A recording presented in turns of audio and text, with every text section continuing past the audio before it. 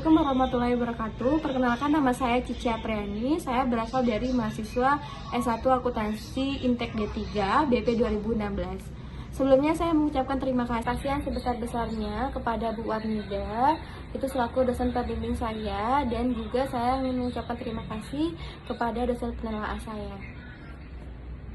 Pada kesempatan kali ini saya akan mencoba menjelaskan hasil penelitian saya dengan judul Pengaruh Good Corporate Governance atau GCG terhadap nilai perusahaan pada perusahaan properti, real estate, dan konstruksi yang terdaftar di Bursa Efek Indonesia atau B pada tahun 2016 sampai 2019. Nah, di sini ada 5 bab yang akan saya coba jelaskan. Yang pertama itu ada bab 1 mengenai pendahuluan, yang kedua itu adalah bab 2 mengenai landasan teori, yang ketiga itu adalah bab 3 mengenai metode penelitian, dan yang keempat itu adalah bab 4 mengenai hasil penelitian, dan yang kelima itu adalah bab 5 mengenai penutup.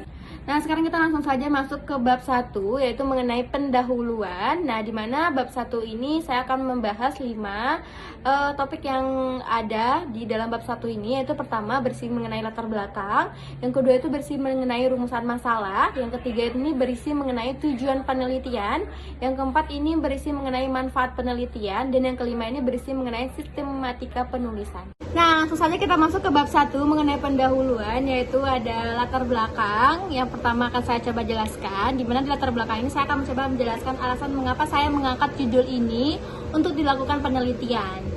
Nah, jadi kita kan tahu nih bahwa setiap perusahaan ini pada dasarnya memiliki tujuan, yaitu pastilah memaksimalkan laba sebesar-besarnya atau memperoleh laba sebesar-besarnya.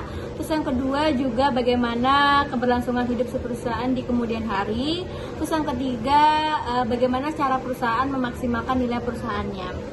Nah, dari yang saya sebutkan tadi ini, saya lebih berfokus kepada nilai perusahaan. Mengapa saya lebih berfokus kepada nilai perusahaan? Karena bagi saya, nilai perusahaan ini menjadi poin yang sangat penting oleh si perusahaan. Nah, ketika nantinya perusahaan ini akan dijual gitu.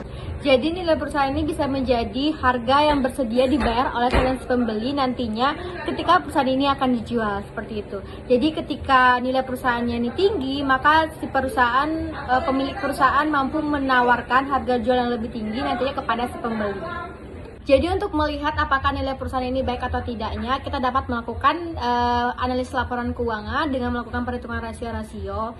Nah, di situ nanti akan terlihat bahwasanya nilai perusahaan itu baik atau tidaknya. Jadi ketika nilai perusahaan itu baik, maka itu akan berdampak juga kepada kinerja perusahaannya tadi. Jadi ketika nilai perusahaan baik, maka kinerja perusahaannya pun juga ikut baik, dan begitu sebaliknya. Nah, dan itu akan tercermin nantinya di laporan keuangan pada perusahaan tersebut. Dan selain itu, nilai perusahaan ini memiliki dampak terhadap si pemilik perusahaan. Nah, jadi ketika nilai perusahaan ini baik, maka semakin besar juga kemakmuran yang nantinya akan dirasakan oleh si pemilik perusahaan.